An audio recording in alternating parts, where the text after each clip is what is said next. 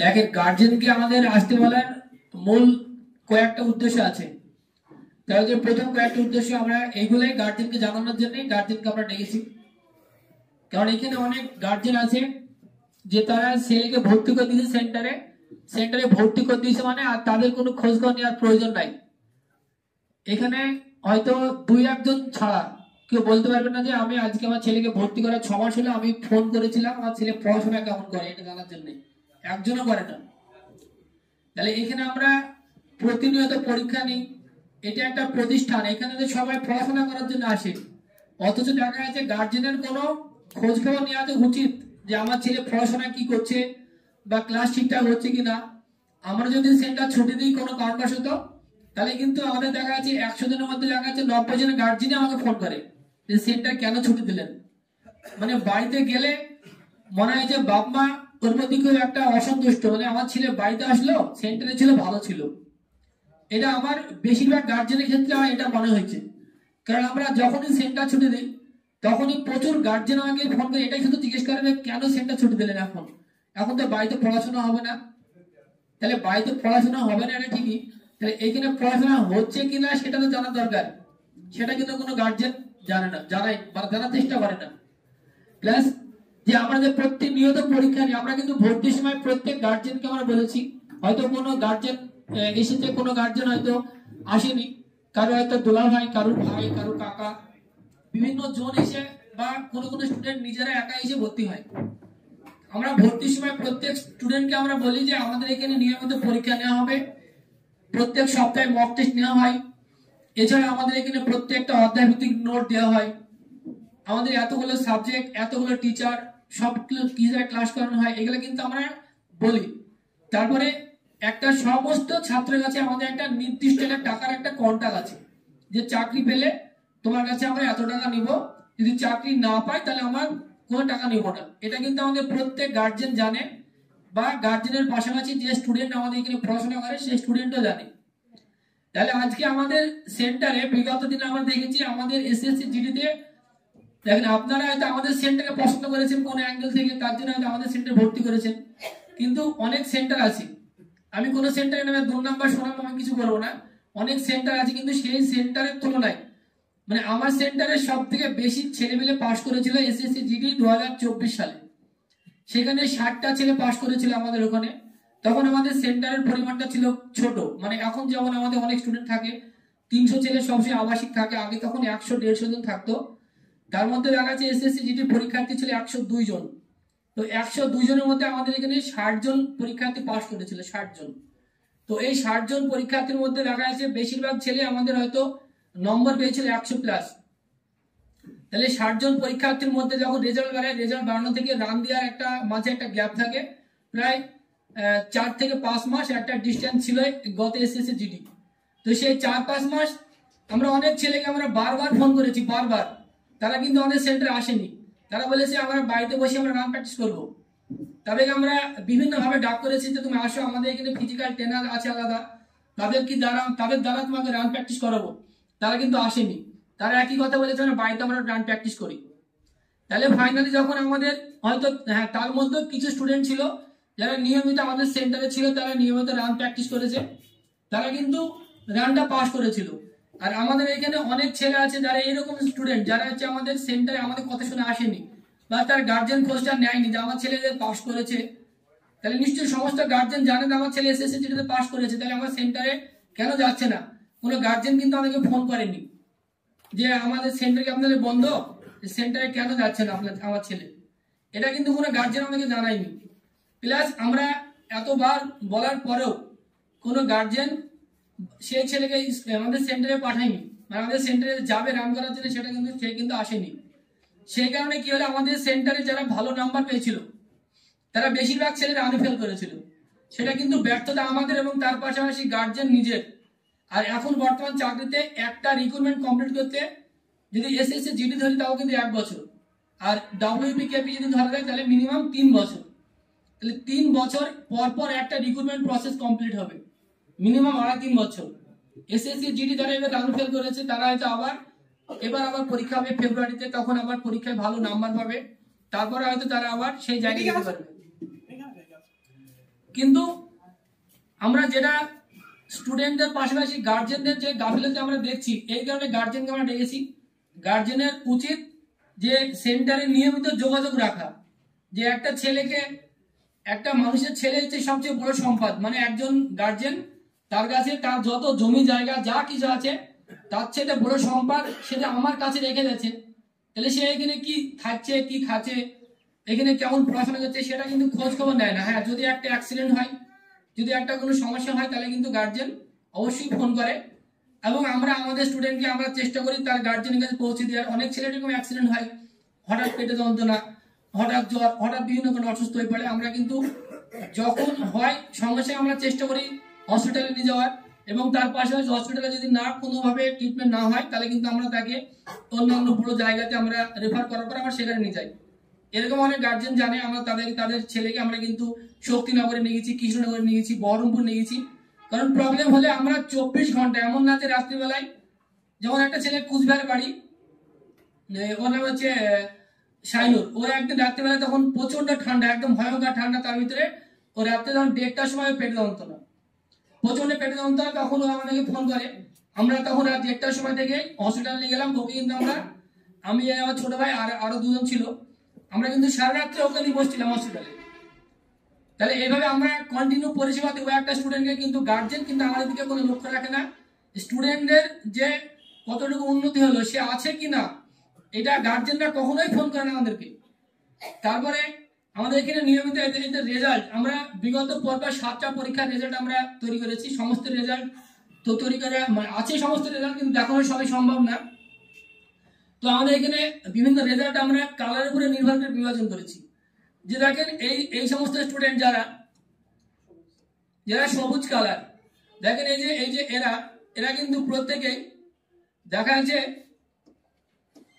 এরা কিন্তু প্রত্যেকে নম্বর দেখেন যে 69, 76, 77, 78, দেখেন 7টা পরীক্ষা, প্রত্যেকটা পরীক্ষায় যারা প্রেজেন্ট আছে, প্রত্যেকটা পরীক্ষায় যারা এক্স যেগুলো দেওয়া আছে এগুলো হচ্ছে অ্যাবসেন্ট, বাকি প্রত্যেকটা পরীক্ষায় তারা কিন্তু প্রেজেন্ট আছে।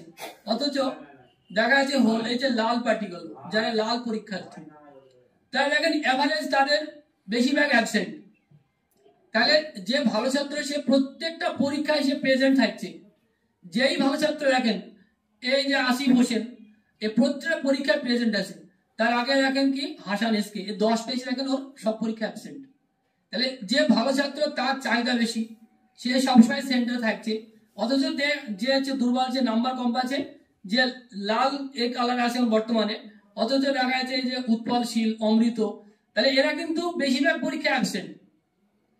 তাহলে ওরা কিন্তু শুধু পরীক্ষার দিনে অ্যাবসেন্ট, এটা কিন্তু বাড়ির লোক তো জানে। তাহলে আমার ছেলেদের সেন্টারে ভর্তি করেছি। তাহলে সেন্টারে আজকে যদি টিউশন পড়াতে যায়, আমরা প্রত্যেকে টিউশন পড়ে বাড়িতে, তাহলে টিউশন পড়তে পড়তে যদি সপ্তাহে 5 দিন পড়া থাকে, যদি 3 দিন না যায়, তাহলে সেখানে কি পড়াশোনা হবে নাকি? কখনোই হবে না। তাহলে তাকে কন্টিনিউ পড়াশোনা করার, তাহলে কি প্রতিদিন যেতে হবে, কন্টিনিউ পড়াশোনা কন্টিনিউ রাখতে হবে। হ্যাঁ, একাধিন ব্যতিক্রম ছুটি হতে পারে, কিন্তু কখনো প্রতিদিন ছুটি থাকবে না। এবং যদি প্রতিদিন ছুটি থাকে, তাহলে কিন্তু তার গার্জেন শিক্ষককে কিন্তু ফোন করবে যে আপনি কি প্রতিদিন পড়া ছুটি থাকে, কেন ফোন করে? কারণ সে গার্জেন প্রত্যেক মাসে তাকে টাকা দেয়। কিন্তু আমাদের এখানে কেউ ফোন করে খোঁজ খবর নেয় না যে আজকে যে এই যে ছেলেটা, এই সমস্ত ছেলেগুলো দেখা যাচ্ছে অ্যাবসেন্ট, শুধুই অ্যাবসেন্ট, 26, 12, অথচ সমস্ত পরীক্ষা অ্যাবসেন্ট। তারপরে এই যে নাম কি অভিজিৎ সর্দার, 11 পেয়েছে, তারপরে পরপর 7টা পরীক্ষার মধ্যে সবগুলো অ্যাবসেন্ট। তাহলে ওকে আমরা কি করে শেখাবো? তাহলে ও যদি প্রত্যেকটা পরীক্ষায় প্রেজেন্ট না থাকে, তাহলে এর তো গার্জেন আছে, তাহলে তার গার্জেনের তো উচিত যে আমার ছেলে পরীক্ষা দিচ্ছে কিনা, আমাকে যদি ফোন করে, তাহলে নিশ্চয়ই আমি বলবো যে আপনার ছেলে তো সবই অ্যাবসেন্ট। তাহলে নিশ্চয়ই আমাকে ফোন করে না তার গার্জেন। তারপরে এখানে কত দেখাবো, এখানে সবই এরকম যে এখানে 400 জন পরীক্ষার্থী। এই ছেলেটা মুক্তারুল সরকার, 3 পেয়েছে, একদম 42 পেয়েছে, বাকি 7টা পরীক্ষার মধ্যে 7টা অ্যাবসেন্ট, 5টা অ্যাবসেন্ট। তাহলে আমাদের বেশিরভাগই লাল। এই দেখেন সবুজ, দেখেন একটা অ্যাবসেন্ট নাই, দীপ মিস্ত্রি, সবুজ ছেলে। এবং তাদের নম্বরটা দেখেন কোথায়, তাদের নম্বর কোথায়, নম্বর 91, 76, 41, 102, তাহলে তাদের অ্যাবসেন্ট নাই। অ্যাবসেন্ট গুলো কাদের? যারা নম্বর পেয়েছে 5, 40, 19, তাদের অ্যাবসেন্ট। এই 13 পেয়েছে, এই 13 ছেলের সমস্ত অ্যাবসেন্ট। তাহলে 13 ছেলে তো গার্জেন তো প্রত্যেকের আছে, প্রত্যেকের ছেলেকে সবাই স্বপ্ননী পাঠিয়েছে, সেন্টারে ভর্তি করেছে। যে এখানে আমাদের সেন্টারে চাকরি হবে, চাকরি পাওয়ার আশায় প্রত্যেক সেন্টার মানে প্রত্যেক গার্জেন আমাদের এখানে ভর্তি করেছে। তাহলে তারা কিন্তু সে বাপ মায়ের যে স্বপ্নটা তারা কিন্তু পূরণ করতে পারবে না। তাহলে বাপ মায়ের স্বপ্ন কিন্তু পূরণ করতে হলে বাপ মাকে যেমন সেন্টারের প্রতি অ্যাক্টিভ থাকতে হবে, স্টুডেন্টকেও তার পাশে অ্যাক্টিভ থাকতে হবে, যে আমার ছেলে সেন্টারে আমি দিলাম পড়ছে কিনা আমি এটা খোঁজ নেই। এইভাবে কিন্তু যে আমি ভর্তি করলে আমার যেমনটা হোক এইভাবে কিন্তু চলতে পারে না। তাহলে আমাদের এখানে আমরা ছেলেকে আমরা যথেষ্ট পরিমাণে ভালোবাসি, আমাদের তরফ থেকে 100% যতটুকু আমরা আমাদের তরফ থেকে দেওয়া সম্ভব একটা স্টুডেন্টের সঙ্গে ব্যবহার, আচার আচরণ সমস্ত দিক থেকে। আপনাদের সঙ্গে যদি আপনার ছেলে হয়তো গল্প করেছে যে আমাদের ব্যবহার সম্বন্ধে কেমন, কোনো কেউ বলতে পারবে না যে আমরা মানে এই ডিফেন্সের লাইনটা এমন একটা লাইন যে প্রত্যেকটা কোচিং সেন্টার বা প্রত্যেকটা ডিফেন্সের একাডেমি যে সমস্তগুলো আছে তারা বেশিরভাগই মুখ খিস্তি করে গালাগালি করে, অনেক স্টুডেন্টকে অযথা খিস্তি মারে, কিন্তু এটা আমাদের মুখ থেকে কোনোদিন একটা কোন রকমের একটা শব্দ, খারাপ শব্দ কেউ কোনো স্টুডেন্ট শুনতে পাবে না। তাহলে আমরা ওদেরকে এইভাবে আমরা প্রতিদিন প্রত্যেকটা মুহূর্তে আমরা ওদেরকে ভালোবাসবো, প্রত্যেকটা জিনিস আমরা তাদেরকে যত সময় আমরা দেওয়ার চেষ্টা করব। অথচ তার কাছে আমরা আশা করি কি এখানে শুধু পড়াশোনা করানো। আমরা তো কাউকে বলি না যে আমাদের জমিতে যাও, মাঠে যাও, চাষ করে নিয়ে আসো, আমরা শুধু তাদের ক্লাস আর পড়াশোনা করানো। এটা তাই আমাদের রেজাল্টের রিপোর্ট আমরা দেখাতে পাচ্ছি, কিন্তু ক্লাসের রিপোর্টটা যদি দেখাতে পারতাম তাহলে আপনারা বুঝতে পারতেন যে আপনার ছেলে কটা ক্লাস করে। কারণ এখানে আমাদের 250 জন স্টুডেন্ট থাকে, প্রতিদিন 3টে করে ক্লাস হয়। দেখা যায় প্রত্যেকটা ক্লাসে সবাইকে তো আমাদের ডেকে নিয়ে আসা সম্ভব না। আমরা বলি আমাদের গ্রুপ আছে, ক্লাসে আসে সবাই, কিন্তু ক্লাসে চলে আসে। এবার ক্লাসে কারা আসে না, ক্লাসে এই যারা 17 পা 10 পা স্টুডেন্ট তারাই ক্লাসে আসে না। তাদের বিভিন্ন অজুহাত, পেটে যন্ত্রণা, মাথা যন্ত্রণা। এবার পেটে যন্ত্রণা, মাথা যন্ত্রণা বললে তো আমাদের কিছু করার নেই, আমরা তার দেখতে পাচ্ছি না যন্ত্রণা প্রকৃত হচ্ছে কিনা। তাহলে এই সমস্ত অজুহাত স্টুডেন্ট যারা আছে তাদেরকে বুঝতে হবে এবং তার গার্জেনকে খোঁজ খবর নিতে হবে এখানে পড়াশোনা করছে কিনা। আপনাদের একটাই রাস্তা যে ওর রেজাল্ট কি, আমার হচ্ছে একটাই রাস্তা, ও পড়াশোনা করছে কিনা ওর রেজাল্ট আমার প্রমাণ দিবে। ও যদি রেজাল্ট ভালো হয় তাহলে অবশ্যই পড়াশোনা করে, আর যদি রেজাল্ট খারাপ হয় তাহলে পড়াশোনা করে না। কারণ রেজাল্ট ছাড়া কিন্তু আমরা কিছুই বুঝি না। কারণ চাকরি হবে রেজাল্টের উপরে নির্ভর করে। চাকরি কিন্তু একটা ছেলে ভালো লম্বা, ওর ফিগার ভালো, ও দেখতে শুনতে ভালো, তারপরে কিন্তু চাকরি হবে না। চাকরি পেতে হলে একটা জিনিসই প্রয়োজন, সেটা হচ্ছে রেজাল্ট। আর যা রেজাল্ট আছে সে নিশ্চয়ই চাকরি পেয়ে যাবে। এবার আমরা কয়েকটা জিনিস আমরা আরো দেখাই যেটা আমাদের চাকরি বিগত দিনে পেয়েছে। দেখেন এই যে এই সমস্ত ছেলেগুলা, এদের তো গার্জেন আছে, এই একটা পরীক্ষা দিতে বাকি 6টা পরীক্ষা দেয়নি, তারা কিন্তু কন্টিনিউ সেন্টারে থাকে। তাহলে আজকে আমাদের প্রতিনিয়ত দেখা যাচ্ছে এরকম 400 জন, এই 400 জনের রিপোর্ট এখানে আছে 344 জন। তো 344 জনের মধ্যে দেখা যাচ্ছে আমাদের 30 থেকে 35 জন ছেলে আছে যারা সবুজ কালারের মধ্যে আছে। সবুজ কালার বলতে গেলে আমরা তাদেরকে সবুজ কালারে আমরা সিলেকশন করেছি যে যারা আগামী 2024-এ যারা চাকরি পেতে চলেছে, যদি কোনো অ্যাক্সিডেন্ট অঘটন না ঘটে তাহলে হয়তো তারা চাকরিটা পাবে। আর এখানে যারা হলুদ কালারের মধ্যে আছে তারা হয়তো খুব যদি চেষ্টা করে তারা হয়তো 2025 সালে গিয়ে তারা হয়তো চাকরিটা পাবে। তাহলে চাকরি পেতে হলে নিজের যেমন চেষ্টা দরকার, আমাদের যেমন মেহনত, আমরা যতই পড়াই না কেন, যতই ভালো ভালো শিক্ষক আমরা দিই না কেন, তার যদি নিজস্ব চাহিদা না থাকে আর যদি গার্জেনের যদি পেছন থেকে একটা সাপোর্ট না থাকে তাহলে কিন্তু সে চাকরিটা কোনোভাবেই পাবে না।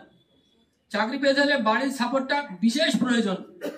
তাকে বলতে হবে যে তুই যত নাম্বারই পা, মানে তুই 2 নাম্বার পা, এখানে যারা 2 নাম্বার পাচ্ছে তাদের জন্য আমার কোনো সুপারিশ নাই, আমার একটা সুপারিশ অ্যাবসেন্ট থাকার ছেলেদের জন্য।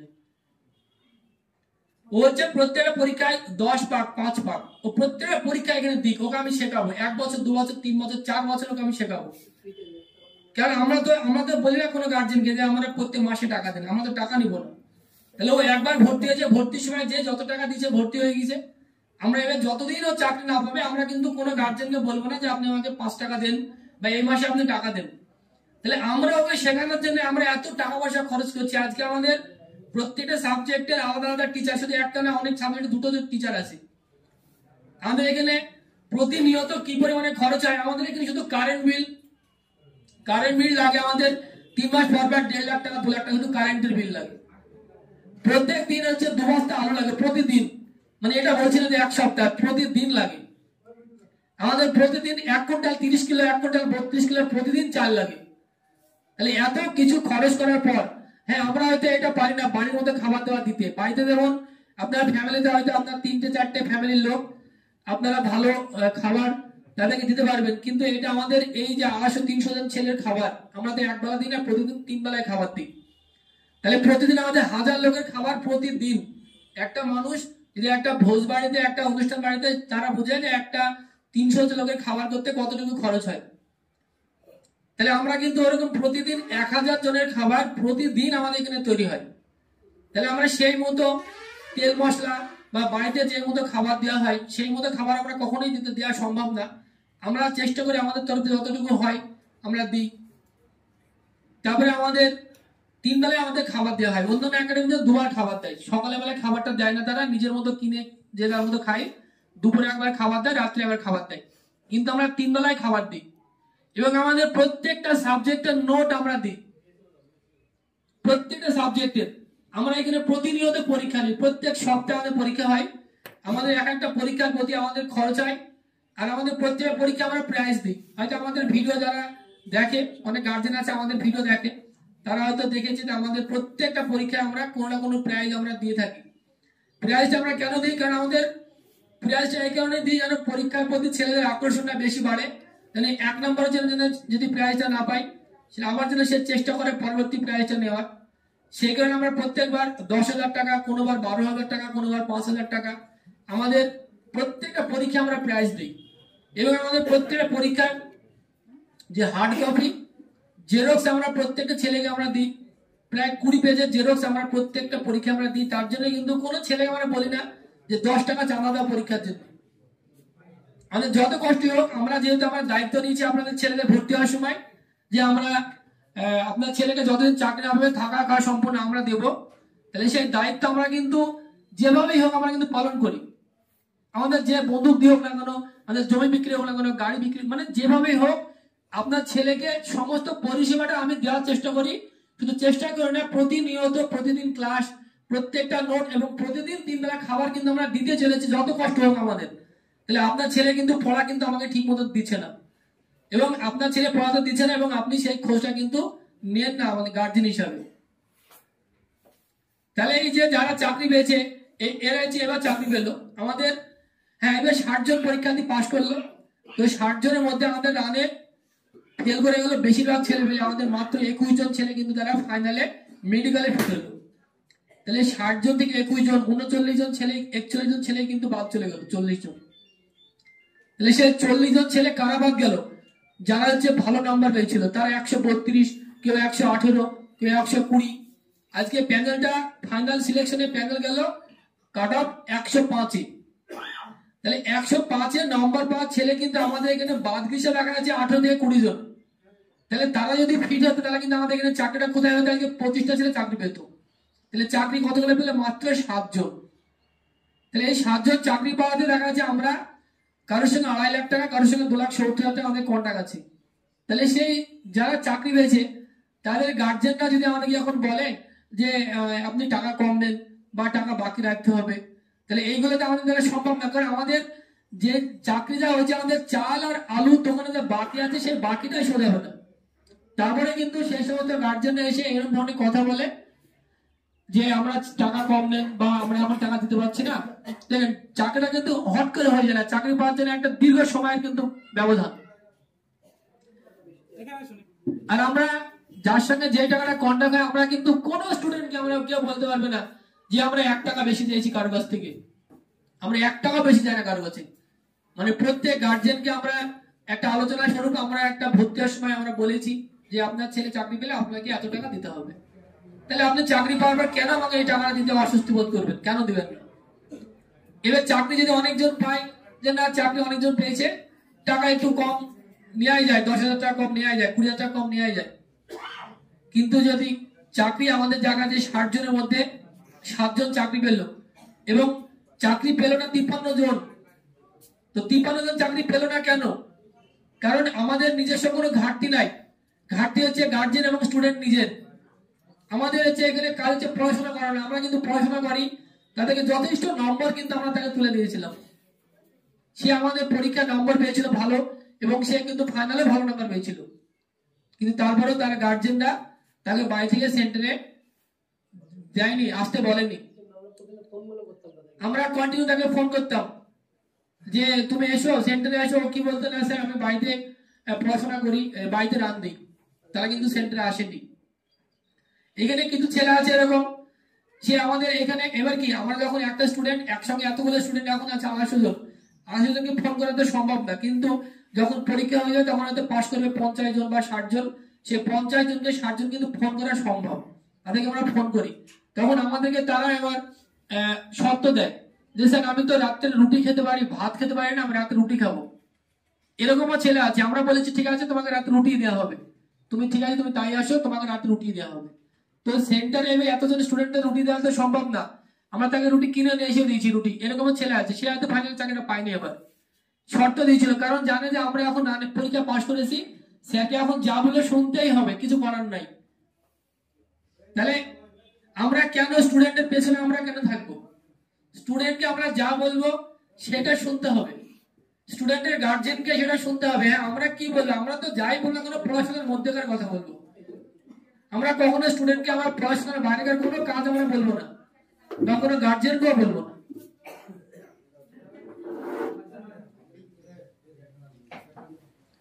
তাহলে আজকে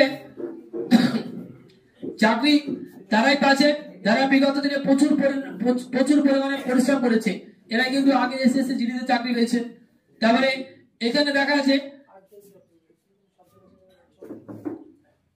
এখানে 9 জন চাকরি পেয়েছিল আগের বোর্ডে, তো এর মধ্যে দেখা যাচ্ছে একটা ছেলে, মানে আপনারা গার্জেন আপনাদেরকে না বললে ছেলেদেরকে তো আমার বলে হবে না।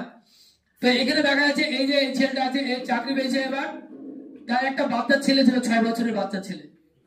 তাহলে 6 বছরের ছেলে থাকার পরেও সে কিন্তু সেন্টারে ছিল, এবং সে বারবার ব্যর্থ হয়। সে অন্য একটা একাডেমিতে ছিল, সে এবার কেবিতে চাকরি পেয়েছে কলকাতা পুলিশে, সে এখন ট্রেনিং করছে, এরা সবাই চাকরি পেয়ে গেছে কলকাতা পুলিশে।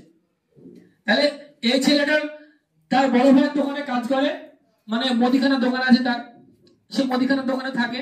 তার বড় ভাই বলেছে তোর তো অনেকবার চাকরি হলো না, আমি পুষবো না, কারণ ওর যেহেতু একটা ছেলে হয়েছে এবং ওর ওয়াইফ আছে, তাহলে ওর ফ্যামিলিতে 3 জন, তাহলে 3 জনকে আমি পুষতে পারবো না। তো সে ছেলে আমার এখানে আসে, আমরা আমাদের কাছে বলে ঘটনা সম্পূর্ণ খুলে বলে। আমি বলি ঠিক আছে তাহলে তুমি এক কাজ, আমাদের ভর্তি ফি টাকা লাগে একটা।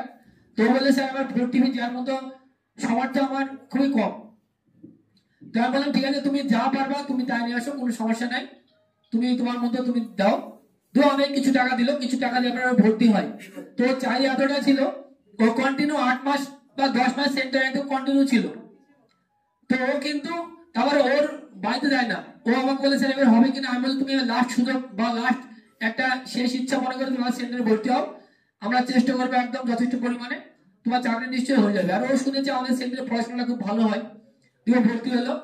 তারপরে দীর্ঘ প্রায় 7 মাস 6 মাস থাকার পরে ওর ওয়াইফ প্রেগনেন্ট ছিল, তখন ওর আবার দ্বিতীয় বাচ্চা হবে। তো বাচ্চাটা হওয়ার দেখা যাচ্ছে 9 মাসে বাচ্চা হওয়ার অনেকটা আগেই ওর ওয়াইফের মানে বাচ্চা হওয়ার সম্ভাবনা হয়েছে। তো হসপিটালে নার্সিং এ ভর্তি করেছে, কিন্তু ও নার্সিং হোমে ভর্তি করেছে, ওর ওয়াইফ ভর্তি আছে, অথচ ও সেন্টার থেকে যাচ্ছে না, কারণ ও বাড়িতে বড় ভাই তো ওকে বলেছে কি তোমার শ্বশুর বাড়িতে, কিন্তু ওর বউকে ছেলেকে থুয়েছে শ্বশুর বাড়ি, যে ওখানে থুয়ে ও সেন্টারে এসছে। তারপরে ও নার্সিং হোমে যাচ্ছে না, কেন এখানে গেলেই আমার পড়াশোনা করতে যে আমার এটা লাস্ট বছর লাস্ট বয়স, এটা আমাকে চেষ্টা করতেই হবে, কারণ একটা চাকরি হাতছাড়া হয়ে গেলে মানে 3 বছরের আমার গ্যাপ। সেই কারণে কিন্তু ও যে ওয়াইফ প্রেগনেন্ট মানে বাচ্চা হবে, প্রচন্ড অবস্থা খারাপ, তারপরে কিন্তু ও সেন্টার থেকে যাচ্ছে না। ওকে আমি বললাম তুমি যাও, হ্যাঁ ওর বাচ্চা কাছের ঘরে ছিল বাচ্চা হওয়ার পরে, ওকে বললাম ঠিক আছে তুমি যাও, তুমি একদিনের জন্য যাও, তুমি আবার একদিনের জন্য চলে আসবা। তারপরে কিন্তু ও যায় এবং একদিন পরেই ও পুনরায় আবার বাড়ি চলে এসছে। তাহলে সে কিন্তু এই যে এই ত্যাগটা করেছিল, সে আজকে চাকরি করছে, সে আজকে ট্রেনিং করছে, তার জীবনে কিন্তু সফল। চাকরি কিন্তু বারবার হবে না, এবং সেই সফলটা কখন পেল, সে কিন্তু দেখা যাচ্ছে বিগত 10 বার ব্যর্থ হয়েছে, হয়তো তারও বেশি। তাহলে আপনার ছেলে হয়তো সেন্টারে ভর্তি হয়েছে, অনেক গার্জেন হয়তো মনে করে যে আমার ছেলে হয়তো একবার চাকরি পেলো না, 2বার চাকরি পেলো না, এবার হবে না, আমার ছেলে চাকরি আর হবে না। এই চিন্তা ভাবনা গার্জেনের মাথা থেকে একদম বের করে নিতে হবে।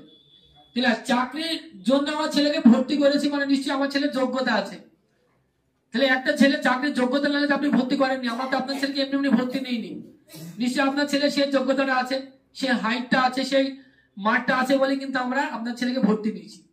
তাহলে আপনার ছেলে ভর্তি নিয়েছি মানে চাকরির তার যোগ্যতা আছে, আর তার চাকরির যোগ্যতা আছে সে চাকরি পাবে। সে চাকরি পাবে মানে তো এই না যে একবারে চাকরি পেয়ে যাবে। সে চাকরি পেতে হলে তাকে আবার দীর্ঘ সময় অপেক্ষা করতে হবে। তারপর এখানে একটা ছেলে আছে, এই ছেলে বাড়ি হচ্ছে মহেশ্বর রায়, ওর বাড়ি হচ্ছে দক্ষিণ দিনাজপুর। তাহলে ও কিন্তু তাই চাকরি পেয়েছে। ও কিন্তু পুজোতেও বাড়ি যেত না, দুর্গা পুজো হতো তাও বাড়ি যেত না, মানে আমরা সেটা ছুটি দিতাম কিন্তু ও বাড়ি যেত না। বলতো না আমি বাড়ি যাবো না, বাড়ি গেলে আমার ভীষণ পড়াশোনার ক্ষতি হয়ে যায়। এরকম আছে আমাদের সেন্টার ছুটি দেওয়ার পরেও তাদেরকে আমরা সেন্টারে রাখতাম যে ঠিক আছে তোমরা থাকো। তাহলে এই তাদের চলাফেরা, তাদের ত্যাগ ছিল, তাই কিন্তু তারা চাকরি পেয়েছে। আমরা কিন্তু চাকরি পাওয়াটা দেখি, কিন্তু চাকরি পাওয়ার পেছনে তার প্রচুর মেহনত আছে। আমরা যতই চেষ্টা করি চাকরি কিন্তু আমরা কখনো পাই দিতাম না একটা ছেলেকে। সে যদি নিজের চেষ্টা না করে, আমরা সারাদিন এখানে যদি বসে থাকি আমরা কিন্তু চাকরি তাকে আমরা পাওয়াতে পারবো না। চাকরি পাওয়ার জন্য আপনার ছেলের নিজস্ব চাহিদা, ইচ্ছা শক্তি দরকার, আর গার্জেন বাড়ির প্রচন্ড সাপোর্ট দরকার। বারবার ফেল করে তা আপনাকে বলতে হবে কোনো সমস্যা নাই, তুই আবার যা। কিন্তু এটা কিন্তু বেশিরভাগ গার্জেন কিন্তু করে না। হয়তো একবার দুবার ফেল করে, তখন ভাবে আমার ছেলেটা চাকরি হবে না, ফালতু সময় নষ্ট করিস না, তুই আয় বাইরে কাজে যা। আপনার পাড়ায় হয়তো এরকম ছেলে আছে, আপনার ছেলের বয়স কি হয়তো দুবাই কাজে গেছে, কি হয়তো ব্যাঙ্গালোরে কাজে গেছে, তারা হয়তো বাড়ি বানিয়েছে বড়।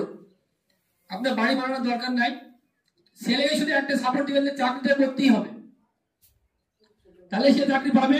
সেটা হোক 1 বছর হোক, 2 বছর হোক, 30 সাল। আমি প্রত্যেক ছেলেকে এটা বলেছি যে আমাকে তোরা 30 সাল পর্যন্ত সময় দিবি, তোরা চাকরি প্রত্যেকেই পাবি। এবার 30 সালটা শুনতে অনেক বড় লম্বা টাইম, এখনো 6 বছর 5 বছর টাইম, কিন্তু একটু পেছনের দিক তাকান তো 15 সালটা কত তাড়াতাড়ি চলে গেল। 15 সাল থেকে আজকে কিন্তু 10 বছরের ডিফারেন্স, কিন্তু দেখতে দেখতে কিন্তু 15 সাল চলে গেল আমাদের চোখের সামনে দিয়ে।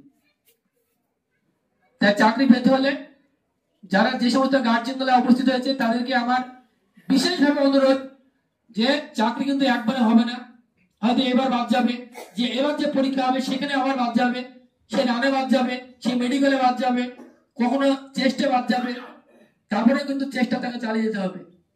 পুনরায় যেন আপনারা সেন্টারে আপনাদের একটা টার্গেটে বাড়িতে বিশেষ কারণ ছাড়া ও বাড়িতে থাকবেই না, মানে সবসময় সেন্টারে থাকবে।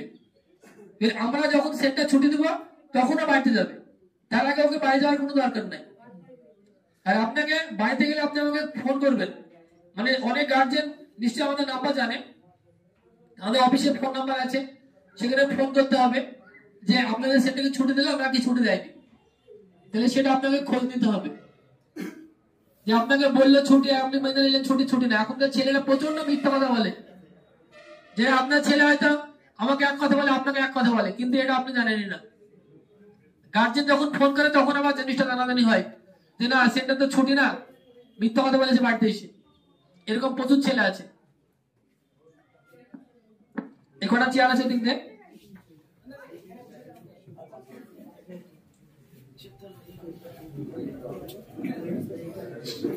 সেই কারণে আমরা গার্জেনকে ডাকা।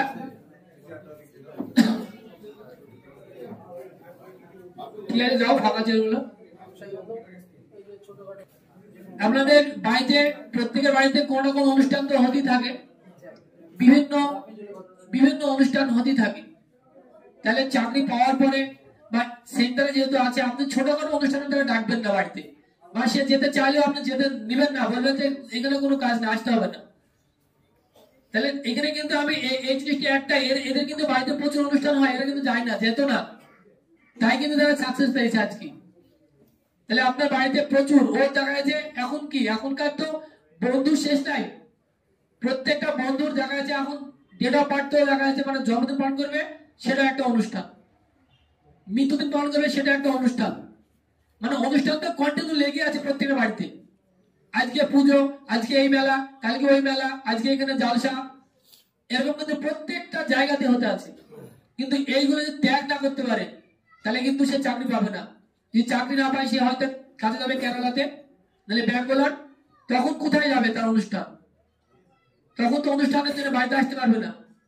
তখন তো ছোটখাটো মেলা, ছোটখাটো পূজা, ছোটখাটো অনুষ্ঠান, তখন তো সে আসতে পারবে না। তখন যেমন আসতে পারবে না, আপনাকে এখনো ভাবতে আমার ছেলে বাড়ির বাইরে গেছে মানে ওকে বাড়িতে আসতেই দেবো না আমি, বিশেষ কোনো কারণ ছাড়া বাড়িতে আসবে না।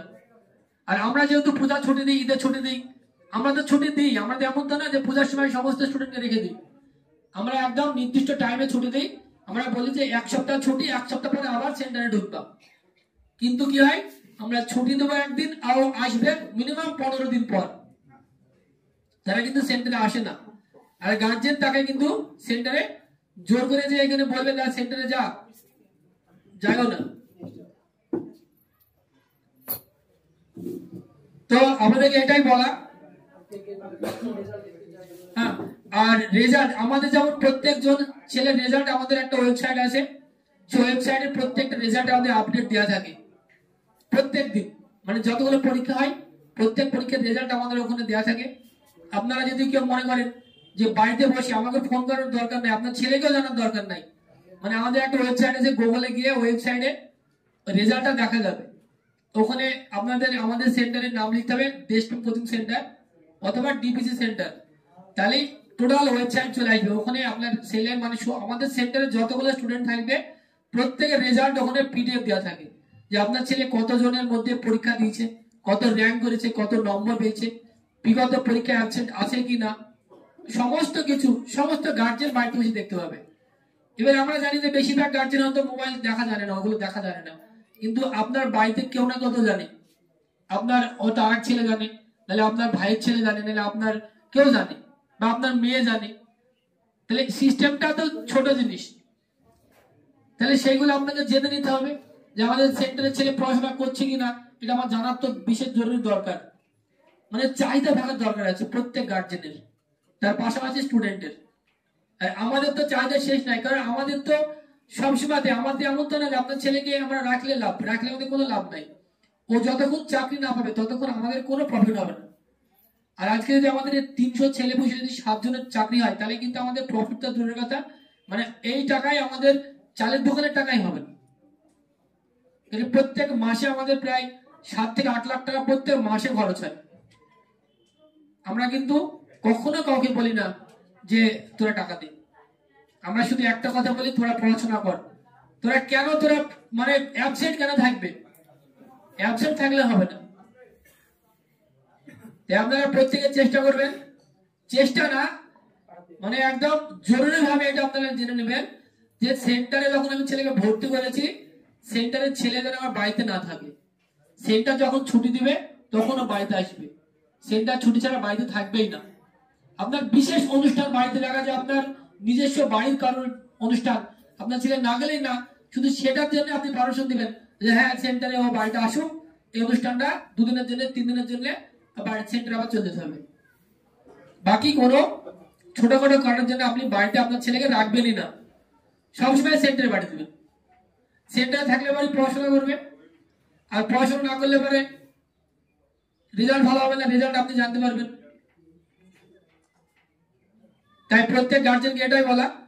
আর কিছু ছেলে আছে যেমন এখানে আমাদের এরা কিন্তু চাকরি পেয়েছিল একসঙ্গে আমাদের প্রায় 13 থেকে 14 জন, কিন্তু এখানে আছে মাত্র 9 জন, আর বাকি 5 থেকে 6 জন ছেলে তারা আমাদের সেন্টার থেকে পালিয়ে যায়। তারা দীর্ঘ 8-9 মাস তারা আমাদের এখানে প্রিপারেশন নেয়। প্রিপারেশন নেওয়ার পরে কেউ 8-9 মাস, কেউ হয়তো 1-1.5 বছর থাকার পরে তারা ফাইনালি তারা কি ভাবে যে আমি তো পরীক্ষায় পাস করে গেছি।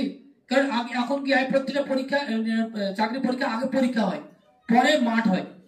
এই মাঠটা কিন্তু অতটা, অনেক ছেলে কি হয় মাঠটা একদম সহজ। তো তারা কি করে, পড়াশোনাটা যেহেতু মেন, তারা ভাবে যে পড়াশোনা আমি যখন পাস করে গেছি আমার সেন্টারে যে আমার আর কোনো ইয়ে নাই, সেন্টারে দেওয়ার দরকার নাই। এরকম 5 থেকে 6 জন ছেলে যারা আমাদেরকে এবার তারা সেন্টার থেকে তারা বাড়ি চলে গেছে, তারা আমাদের টাকা দেয়নি, তারা আমাদের সঙ্গে যোগাযোগই করেনি। আমাদের এখানে মেয়ে ছিল যতগুলো মেয়ে, 2টো মেয়ে চাকরি পেয়েছিল, 2টো মেয়ে আমাদের কেউ টাকা দেয়নি, তারা বাড়ি চলে গেছে। তারা কিন্তু আমাদের এখানে দীর্ঘ 1 বছর ছিল। আমাদের একটা গুণ আছে কি, আমরা কারো বাড়িতে যাই না। এখানে আপনার ছেলেও যদি চাকরি না পেয়ে টাকা না দেয়, হয়তো আপনাকে ফোন করে একদিন বলবো, কিন্তু আমরা আপনার বাড়িতে যাবো না। মানে আমরা কারো বাড়িতে, অন্যান্য একাডেমি বা অন্যান্য জায়গায় দেখি আমরা যখন বাড়িতে যাই, বাড়িতে যে বলে অনেকজনকে, আমরা ওটা আমরা বলি না, কারণ টাকা আপনার সঙ্গে কন্ট্রাক্ট, আপনি টাকা দিবেন না, সেটা আপনার বিবেক।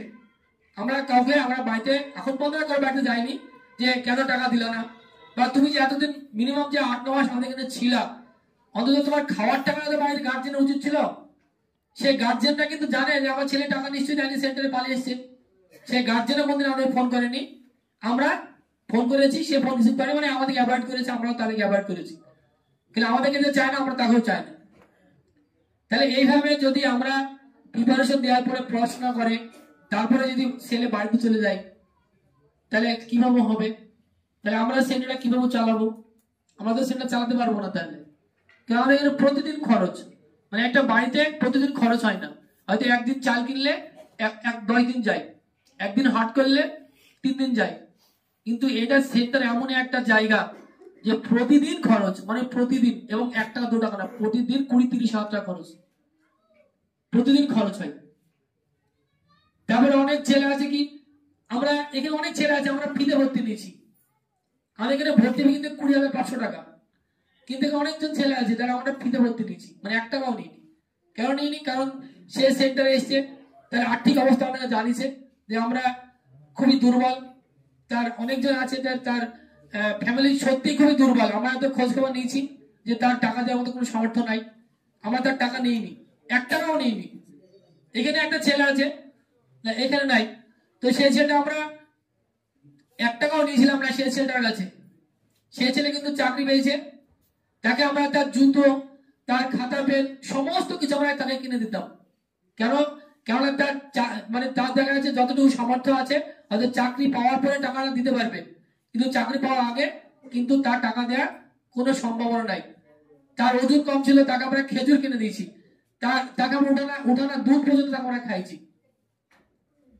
এইভাবে আমাদের সেন্টার একটা স্টুডেন্টকে আমরা তৈরি করি। কিন্তু কি হয়, তারপরে দেখা যায় কিছু ছেলে তারা আমাদের এত কিছু দেখায়, সবকিছু দেখে, তারও কিন্তু বাড়ি চলে যায়, টাকা তারা দেয় না। তাই আমরা প্রত্যেক গার্জেনকে দেখো, আমরা যে আপনারা যেহেতু উপস্থিত হয়েছেন, হয়তো অনেকজন উপস্থিত হতে পারেনি, তাদের বিভিন্ন কারণে, অনেক দূরে বাড়ি, তার কারণেও আসেনি। অনেকে আমাকে ফোন করেছিল আমার এই সমস্যা, আমি যেতে পারবো না। আমরা কিন্তু হঠাৎ করে ডাকিনি, আমরা 1 সপ্তাহ আগে জানিয়েছি। আমি এটাও বলেছি আপনার ছেলের হঠাৎ অ্যাক্সিডেন্ট হয়, তাহলে কি আপনি আসবেন না? বলেছি সেটা তো আলাদা ব্যাপার। তাহলে এটাকে গুরুত্ব দেয়নি, আমরা যে গার্জেনকে আমরা ডাকলাম, ওরা এই বিষয়টাকে কোনো একদম ক্যাজুয়ালি নিচে কোনো গুরুত্ব দেয়নি, যে সেন্টার ডেকেছে ফোনে কথা বলে নেব, তারা কিন্তু অত গুরুত্ব দেয়নি, আমাদের কথা তারা কোনো গুরুত্ব দেয়নি, তাই তারা আসেনি। তো আপনাদেরকে এটা বলা যে আমাদের সেন্টারে আপনার যে ছেলে ভর্তি হয়েছে বা কারোর ভাই ভর্তি হয়েছে, তো প্রত্যেকের কাছে আমাদের একটা নির্দিষ্ট একটা কন্ট্যাক্ট আছে। সেই কন্ট্যাক্ট আমাদের মৌখিকভাবে আছে, আমাদের কোনো লিখিত নাই। এই যেমন এবার রিসেন্ট 7 জন চাকরি পেয়েছে, তার পেছনে আমাদের আরো একজন চাকরি পেয়েছে 8 জন। তো আমরা 7 জনকে আমরা কেন আমরা চিহ্নিত করছি? কারণ 8 নম্বর যে ব্যক্তি, সে কিন্তু আমাদের সঙ্গে কোনো কন্ট্যাক্ট নাই, সে কিন্তু আমাদের টাকা দিবে না। সে বলেছে আমি সেন্টারে কদিন ছিলাম, সে কিন্তু দেখা যাচ্ছে কদিন ছিলাম বলো, 1.5 বছর মতো ছিলাম, মানে 1.5 বছরটা তার কাছে একদম কম সময়। তো সে কিন্তু বলেছে আমি টাকা দিতে পারবো না। তো ঠিক আছে, টাকা দিতে পারবো না, তাহলে কি আর বলবো, কিছু বলার নাই। তাহলে এইভাবে কিন্তু আমরা কেন আমরা বলার নাই, কারণ আমাদের কোনো লিখিত কিছু নাই। সেই কারণে আমরা সিদ্ধান্ত নিয়েছি যে আমরা যে স্টুডেন্টের সঙ্গে আমাদের এখানে ভর্তি হয়েছে, প্রত্যেক গার্জেনও জানে যে নিশ্চয়ই সেন্টারে ভর্তি হয়েছে, একটা টাকা দিতে হবে চাকরি পাওয়ার পর। তো আমরা একটা স্ট্যাম্প পেপারে লেখাপড়া করবো।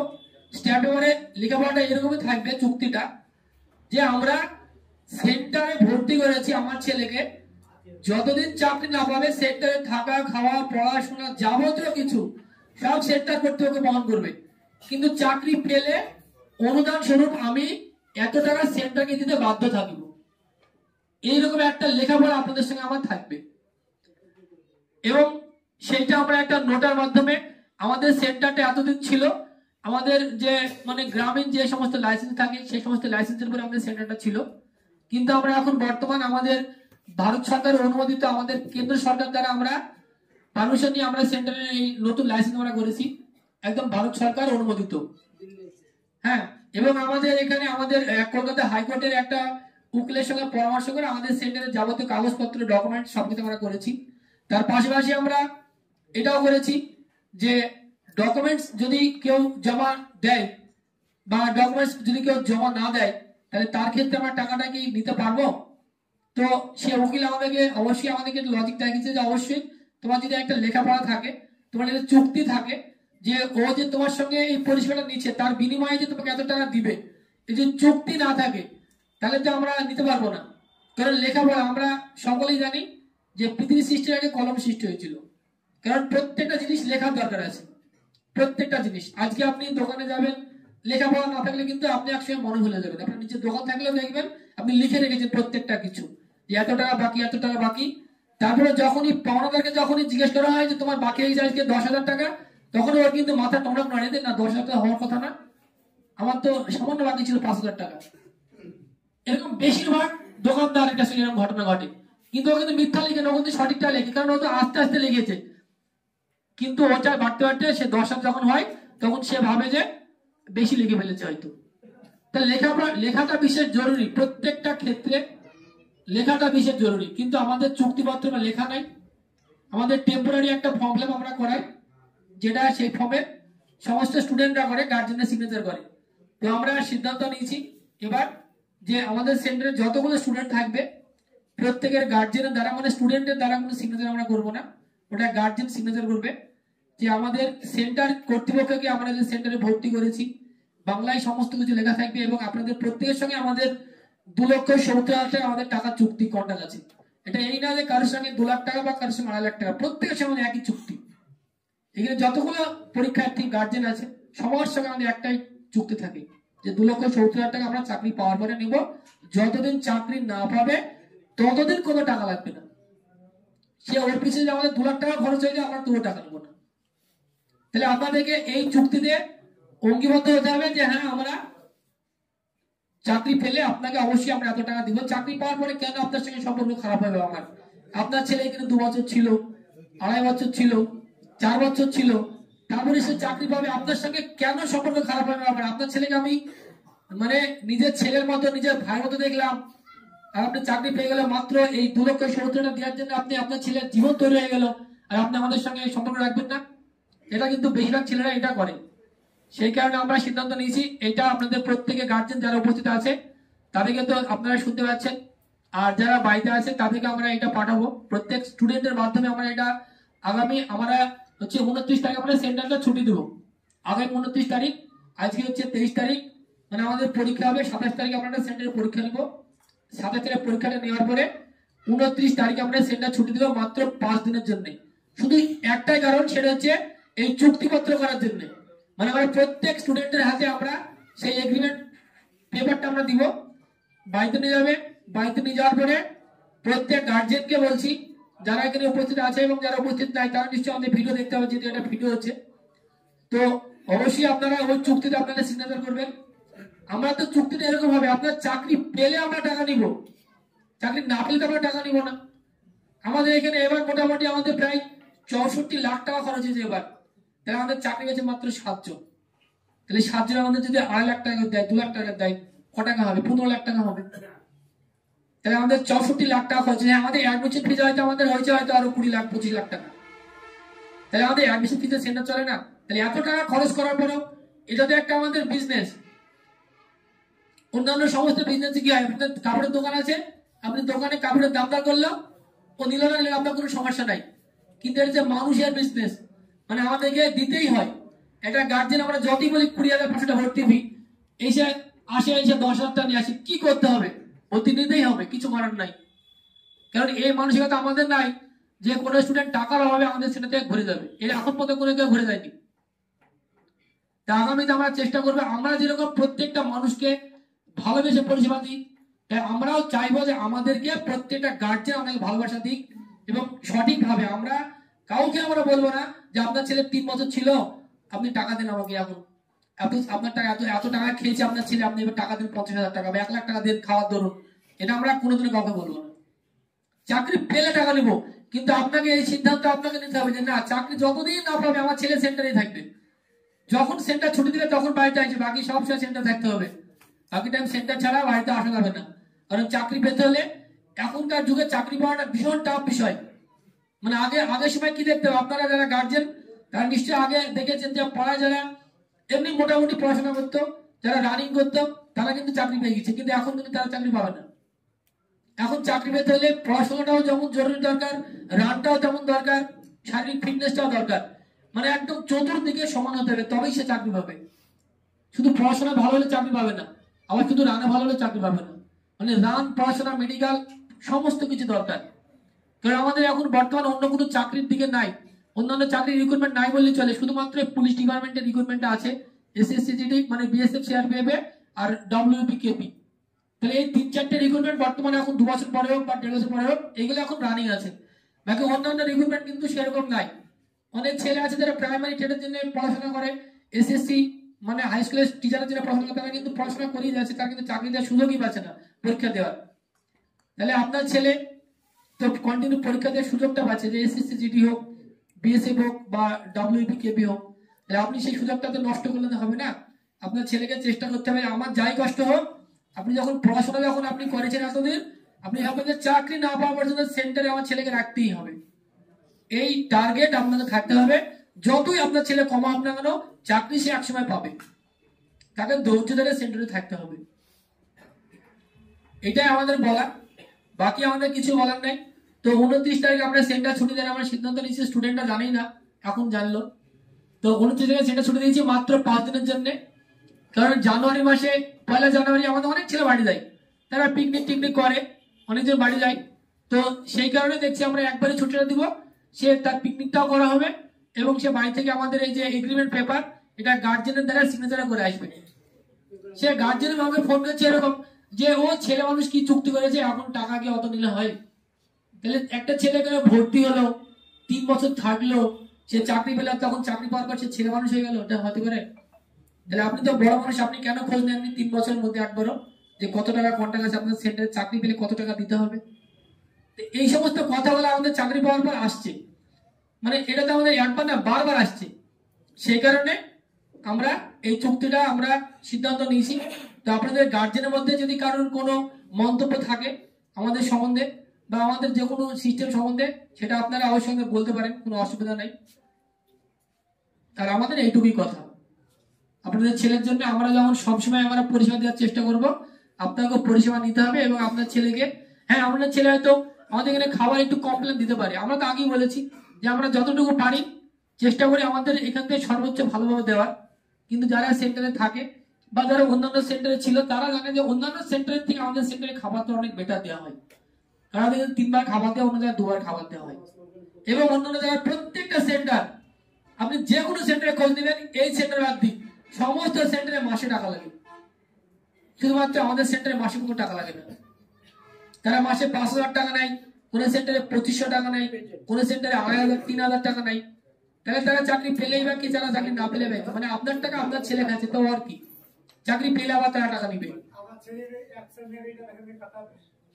হ্যাঁ হ্যাঁ ঠিক, হাতে সবুজ আছে, আমি দেখবো তো না। কত নাম্বার সিরিয়াল সাগর? 190।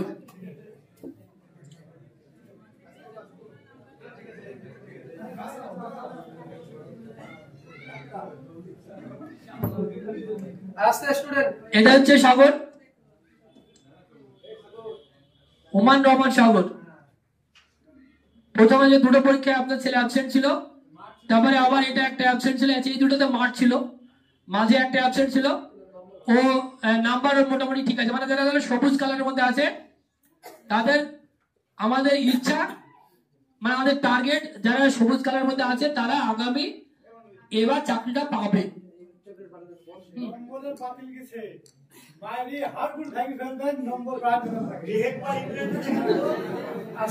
ইমরান আপনারা চুপ করে থাকবেন, আস্তে আস্তে বলেন। সৌরভ আপনারা একে একে বলবেন। সৌরভের নাম্বার অবশ্যই খুব ভালো আছে। সৌরভ মানে চাকরি পাবে এবার, আপনি নিশ্চিত থাকতে পারেন যে চাকরি আপনার ছেলে এবারই পাবে। এই হচ্ছে ওর নাম্বার, প্রত্যেকটা পরীক্ষায় প্রেজেন্ট, একটা 65, একটাতে 58, একটাতে 53, একটাতে 78, একটা 60, একটা 75। লাস্ট পরীক্ষা হচ্ছে আমাদের 79 নাম্বার হয়েছে, ও সেকেন্ড পজিশন হয়েছিল 79 নাম্বার।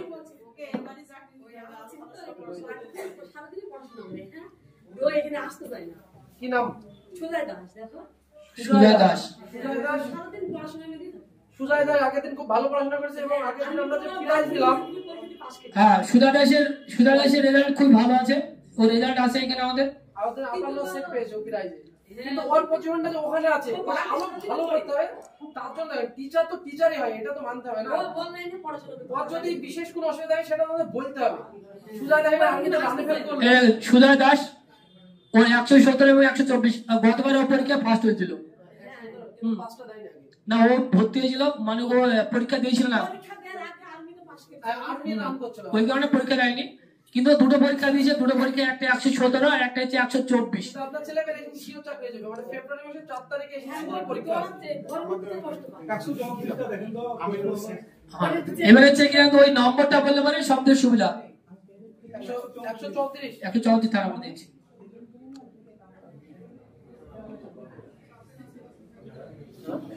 আচ্ছা ভাই, একটা জিনিস ভালো হয় না, কুশ মোহাম্মদ এসকে একটা জিনিস ভালো হয় না, ওনারা যখন আছে আজ যেহেতু আমরা একটু খাবারটা তো দলভাই পেছন করো, আর দিকে নাম্বারটা বেশি হবে। এই যে কুশ মোহাম্মদ, এই হচ্ছে আপনার মানে যারা যারা লালের মধ্যে আছে তাদেরকে আমরা রেড কালার মার্ক করেছি এই কারণেই, কারণ তাদের রেজাল্ট এবং তাদের অ্যাবসেন্ট উভয় দিকে দেখে আমরা তাদেরকে লাল দিয়েছি। তো যারা যারা হলুদ আছে, যারা যারা হলুদ, তারা যদি চেষ্টা করে তারা চাকরিটা অতি অবিলম্বে পেতে পারে। কিন্তু যারা লাল তাদেরকে প্রচুর পরিমাণে পরিশ্রম করতে হবে, চাকরি পেতে হবে। তো এখানে কুশ মোহাম্মদ এসকে ও 29 69 48 67 59 এই নম্বরটি অ্যাভারেজ, কখনো বাড়ে কখনো কমে।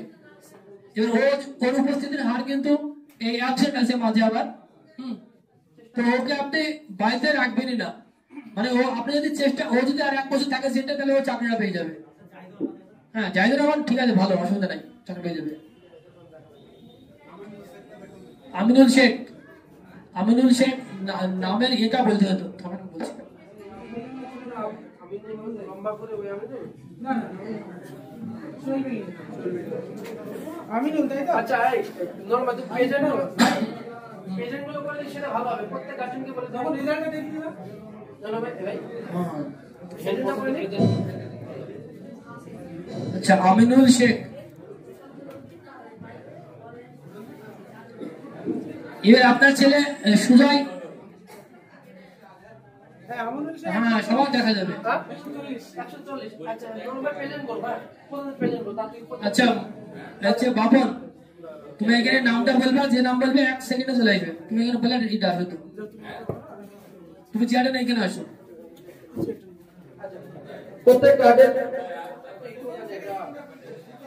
হ্যাঁ পৌঁছে দাঁড়াবে। হ্যাঁ হ্যালো, তুমি তো এখানে নামটা সার্চ করবা আর ওর এটা বলে আসবে তোমাকে, সিরিয়ালটা বলবে সুরভ। আপনারা একটু ঠিক করবেন। আমিনুল শেখ, আপনারা পেজের মধ্যে কার গার্জেন মধ্যে সেটা আমাদের জানানো দরকার।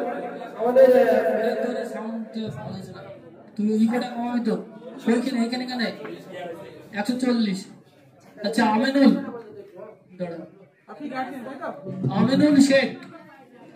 আমিনুল শেখ হচ্ছে দেখেন, এটা হচ্ছে আমিনুল শেখ। এই পরীক্ষায় অ্যাবসেন্ট 30 69 69 35। ওর একটা পরীক্ষায় অ্যাবসেন্ট আছে, ওর নম্বর ভালো হয় না, ওই কারণে হচ্ছে আপনার আমাদের লাল কালার আছে।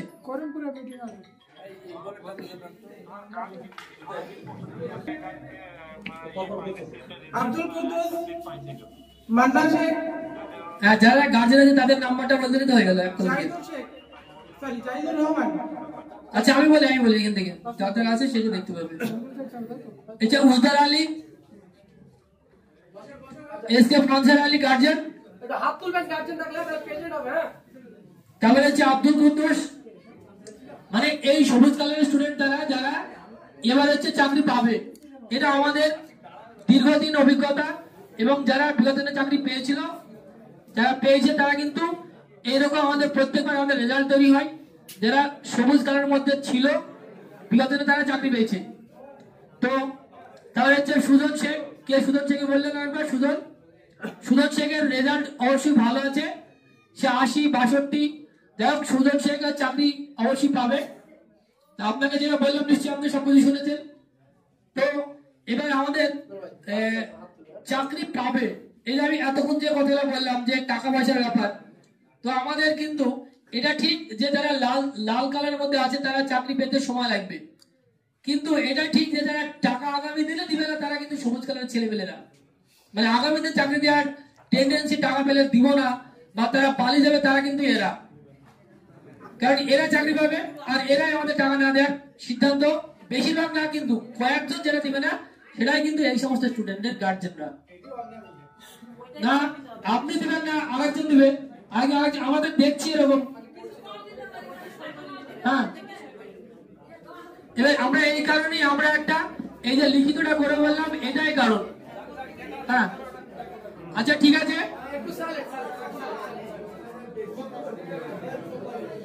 ঠিক আছে আমি আবার বলি। তারপর হচ্ছে সুজন শেখ অবশ্যই খুব ভালো রেজাল্ট আছে, সে চাকরি পাবে। এই যে জাহিদুর রহমান ভালো রেজাল্ট আছে। তারপরে সবিতা গড়াই, ও একটা মেয়ে। সবিতা গড়াইয়ের গার্জিয়ান কেউ আছে না? সবিতা গড়াই গার্জিয়ান আসেনি, বর্ধমান বাড়ি। হ্যাঁ সবিতা গড়াই বর্ধমান বাড়ি, ও একটা মেয়ে হয়ে ভালো রেজাল্ট করছে। আচ্ছা হ্যাঁ আছে, সাগর মন্ডল আছে। তারপরে আপনার সাগর মন্ডল রেজাল্ট আমি বলছি, বসেন। তারপরে যে ইজাজ খান, ও ভালো রেজাল্ট করছে। বিজন হাজরা, বিজন হাজরা গার্জেন কে? বিজন হাজরা অ্যাবসেন্ট, দেখো। তারপরে হচ্ছে রব্বানি আলী, গার্জেন নাই, অ্যাবসেন্ট, কুচবিহার বাড়ি। আব্দুর রাকিব কই গার্জেন? গার্জেন আসেনি। রাফিজুল এসে চাকরি পেয়ে গেল, এবার চলে গেছে। নাসিম রাজা মন্ডল গার্জেন নাই, absent. S K Aminul Islam guardian নাই। রিপোর্ট মন্ডল গার্জেন নাই। আপনার সাথে দেখতে হবে গার্জেন কাদের নাই। প্রহ্লাদ বিশ্বাস কে গার্জেন আছে? প্রহ্লাদের, আচ্ছা প্রহ্লাদের গার্জেন নাই। সৌরভ মন্ডলের গার্জেন আছে, তুমি সৌরভ মন্ডলটা প্রেজেন্ট করো। সাফাইল শেখের গার্জেন কেউ আছে? গার্জেন নাই। নাজমুল, সাফাইল শেখ তোমার কি হয়? চাচাতো ভাই। তো সাফাইল শেখের দেখো এখানে কিন্তু মাঝে মাঝে অ্যাবসেন্ট করে, তো এটা তুমি তোমার চাচাকে বলবা, তোমার চাচাতো ভাই তো, তোমার আব্বাকে আর বাবাকে তুমি বলবা যে চাকরি পেতে হলে সেন্টারে ওর কিন্তু মোটামুটি জায়গা ভালো জায়গাতে আছে। ওর ভালো জায়গাতে আছে, ও যদি চেষ্টা করে তাহলে কিন্তু ও চাকরিটা পাবে। হয়তো 2024 নাহলে 2025 চাকরি কিন্তু ও পাবে, যথেষ্ট জায়গা ভালো জায়গায় আছে। তাহলে হচ্ছে নাজমুল এসকে গার্জেন নাই। সুরজ শেখ গার্জেন নাই। রিজাউন রহমান,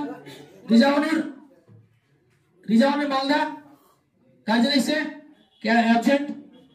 তাহলে মফিজুল নাই। আজমুল এসকে, আজমুল। ডি হাজরা, হয়তো হাজরা গার্জেন। হাজরা রেজাল্ট মোটামুটি ভালো জায়গা আছে, সবুজ কালারের মধ্যে আছে। আগামী দিনে ও মাঝে মাঝে অ্যাবসেন্ট করে, ও কিন্তু বাড়ি যায় মাঝে মধ্যে। ও বলে যে বাড়িতে আমার এই কাজ আছে সেই কাজ আছে, ও কিন্তু বাড়ি যায় খুব। তো চেষ্টা করবেন আপনি যেন বাড়িতে না যায়। তারপরে ইকবাল হক, আপনি ইকবাল হকের আপনার, আচ্ছা ইকবাল হকের রেজাল্ট মোটামুটি ভালো জায়গা আছে। ও কিন্তু বাড়িতে যাওয়াই হবে না, ও তো যদিও বেশি দিন থাকে, একটা অ্যাবসেন্ট আছে শুধুমাত্র, না অ্যাবসেন্ট না একটাও, ঠিক আছে, কিন্তু সবুজ কালারের মধ্যে নাই, মানে হচ্ছে হলুদ কালার হচ্ছে সবুজের একটু নিচে, মানে সবুজ কালারকে আমরা শিওর ভাবছি যে ওরা চাকরি পাবে এবার, যদি কোনো রকম অ্যাক্সিডেন্ট না হয়। আর যারা হলুদ কালার আছে তারা যদি চেষ্টা করে তারা যদি এবারে চাকরিটা পাবে, কারণ এখন অনেক টাইম আছে, মানে নিজেকে পরিবর্তন করার জন্য এই সমস্ত পরীক্ষা 2 মাসই যথেষ্ট, আর এখনো 2 মাসের মধ্যে হাতে টাইম আছে। তারপরে হচ্ছে এমডি জাকির হোসেন গার্জেন নাই। রাকিবুল শেখ গার্জেন নাই। রাকিবুল শেখ আপনি কে? ছেলে আপনার ওটা, তো রাকিবুল শেখ আপনার ছেলে, ও ভালো জায়গাতে পড়াশোনা করছে, কিন্তু তারপরে ওর অ্যাবসেন্ট আছে বলে কিন্তু আমরা ওকে হলুদ কালারের মধ্যে করেছি। তো আপনি সমস্ত কিছু আমাদের শুনলেন, চেষ্টা করবেন আপনার ছেলে যেন বাড়িতে না যায়। হ্যাঁ আছে, হ্যাঁ দেখাবো, শুধু করে বলো তো। হ্যাঁ রাজ্জাক এসকে গার্জেন, আমি সমস্ত পরে বলছি। শামীম শেখ গার্জেন নাই। সাজ্জাদ মন্ডল,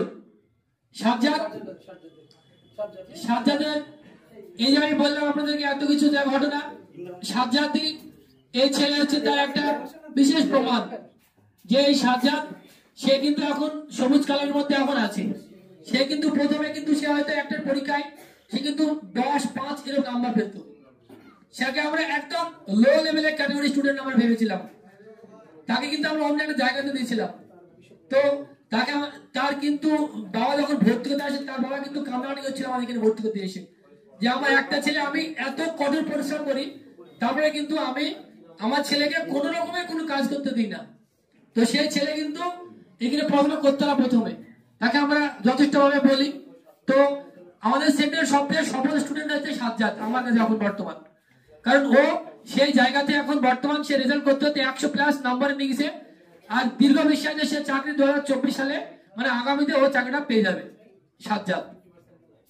তাহলে সাজ্জাদের বাপের স্বপ্নটা ও পূরণ করবে, ও প্রতিজ্ঞা ওর ভিতরে আছে। রাজার হোসেন গার্জেন নাই, হাবিব খান গার্জেন আসেনি, লালচাঁদ এসকে আসেনি, সাগর মন্ডল, সাগর মন্ডলের মা কে বললো না, ওই সাগর না, সাগর মন্ডলের মা। এ দেখেন সাগর মন্ডলের রেজাল্ট, ও প্রথমে একটা অ্যাবসেন্ট ছিল, তারপরে পরপর ঠিকই ছিল, মাঝে একটা অ্যাবসেন্ট ছিল। ওর রেজাল্ট ওভারঅল রেজাল্ট ঠিক আছে, কিন্তু আপনাকে চেষ্টা করতে হবে বাড়িতে যেন কোনোভাবে না যায়।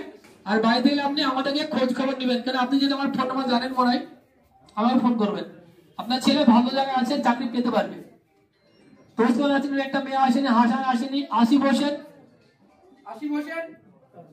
আসিফ হোসেন আপনার ছেলে বাড়ি হচ্ছে বীরভূম, বীরভূম তো আচ্ছা। আপনার ছেলে অবশ্যই এবার চাকরি নিয়ে বাড়ি চলে যাবে, একদম নিশ্চিত। ও ভালো জায়গাতে আছে, ও যদি কোনো রকম অঘটন না ঘটে তাহলে ও এবার এসএসসি ডব্লিউপি কেপিতে চাকরি পাবে। তারপরে রবিউল এসকে আসেনি, শাহিদ এসকে আসেনি, শাহিদকে আপনার শাহিদ আপনার ভাইপো নাকি? আচ্ছা, শাহিদ হচ্ছে রাখেন, ও রেজাল্ট ভালো নাই, পড়াশোনা ভালো করে না, আপনার বাড়ি থেকে ওকে প্রচন্ড চাপ দিবেন। আর ওর নাম্বার ওই অ্যাবসেন্ট আছে, নাম্বার হচ্ছে 25-35 এর নাম্বার পাচ্ছে। আপনি আপনার ভাইকে অবশ্যই এই পয়সাটা বলবেন যে পড়াশোনা ভালো করে না সেন্টারে। বাপ্পা সর্দার কে, বাপ্পা সর্দার গার্জেন আসেনি, আবুতালে হোসেন আসেনি, হোসেন মন্ডল আসেনি, মাসুম খান আসেনি, সানোয়ার হালসানা, সানোয়ার হালসানা গার্জেন এসছে আসেনি, শ্যামল বিশ্বাস গার্জেন এসছে, আব্বা এসছে। শ্যামল বিশ্বাস আগের চেয়ে অনেক উন্নতি হয়েছে, ভালো জায়গাটাতে চাকরি অবশ্যই পাবে। এবার আমাদের আশা আছে, এমনি আশারুল, রাহুল মন্ডল, অহিল বিশ্বাস, এআর মোল্লা, আলিফ মন্ডল, বিশাল সাহা, আলমগীর সর্দার, সাব্বির হোসেন, রুস্তম আলী, সাব্বির হোসেন এসছে গার্জেন। আচ্ছা, আলিফ মন্ডল, আলিফ মন্ডল আপনার ছেলে মাঝে মধ্যে রেজাল্ট ভালো করে, মাঝে মধ্যে রেজাল্ট খারাপ করে, কিন্তু ওভারঅল ওর রেজাল্ট খুবই খারাপ, সেই কারণে লালের মধ্যে আছে। আপনি আপনার ছেলেকে ভালোভাবে বলবেন, আর আমরা তো আমাদের তরফ থেকে বলি, এবং আপনার ছেলেদের বাড়িতে না যায় সেটা আপনাকে ভালোভাবে লক্ষ্য রাখতে হবে। হ্যাঁ, তো বাড়িতে সেটা গেলে ঠিক আছে, ওর প্রেজেন্ট ঠিক আছে, ওকে চেষ্টা করতে নম্বরটা ভালো পাওয়ার। আলমগীর সর্দার, সাবির হোসেন, রুস্তম আলী, উৎপলশীল, অমৃত, ফারাজ মন্ডল, মতিউর রহমান বিশ্বাস, মতিউর রহমান বিশ্বাসের আছেন আপনি, মতিউর রহমান বিশ্বাস, ও কিন্তু আপনার সালাদ, ও কিন্তু রেজাল্ট কিন্তু ও ভালো করে না, ও রেজাল্ট ও চেষ্টা করে, তাহলে লাস্টে দুটো আবার অ্যাবসেন্ট, মানে প্রথমে অ্যাবসেন্ট ছিল, পরপর 4টে পরীক্ষা দিল, লাস্টে দুটো আবার অ্যাবসেন্ট, চেষ্টা করতে অ্যাবসেন্ট যেন কোনোভাবেই না থাকে। প্রসেনজিৎ রায়, সূর্যকান্ত, প্রসেনজিৎ রায়, প্রসেনজিৎ রায়ের রেজাল্ট হচ্ছে, রেজাল্টও ভালো না, এই তো রেজাল্ট, প্রসেনজিৎ রায়ের রেজাল্ট হচ্ছে এইটা, প্রথমে অ্যাবসেন্ট, তারপরে 12, তারপরে 24, তারপরে ফের অ্যাবসেন্ট, তারপরে দুটো নাম্বার পেল, আবার লাস্টে আবার অ্যাবসেন্ট। চেষ্টা করতে হবে যেন কোনোভাবে অ্যাবসেন্ট না থাকে। কি হয় তোমার ভাই, তোমার বাড়িতে তোমার বাবা মাকে বলবা পড়াশোনা যেন ভালো করে যেন অ্যাবসেন্ট না থাকে।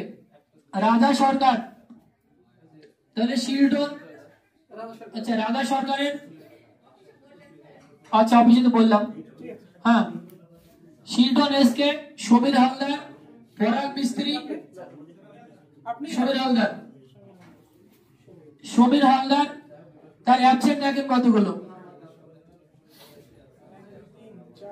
সমীর হালদার দেখেন এই প্রথমে অ্যাবসেন্ট, তারপরে আমাদের 7.5, তারপরে অ্যাবসেন্ট, ফের অ্যাবসেন্ট, তারপরে 5, তারপরে আবার অ্যাবসেন্ট। তাহলে আপনার বাড়িতে কি কাজ করে আপনার ছেলে? এটা কিন্তু পরীক্ষাটা কিন্তু একদিনের না, এই পরীক্ষাটা 7টা পরীক্ষা, মিনিমাম 1.5 মাস সময়ের।